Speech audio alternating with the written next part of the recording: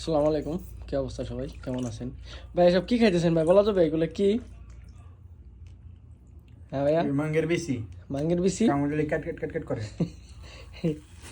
আর আমাদের টাক ভাই কি করে? এই যে হ্যাঁ হ্যাঁ হ্যাঁ, ওই এক পদে আছে না, হুম হুম হুম। সম্ভবত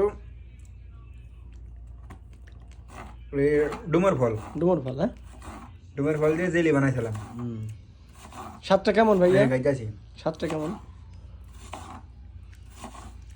স্বাদ তো মিয়া মিয়া, কি হ্যাঁ। স্বাদ রে। এদিন নখ মখ চাইটে খাইতেছে। আর এই লোক কি করে?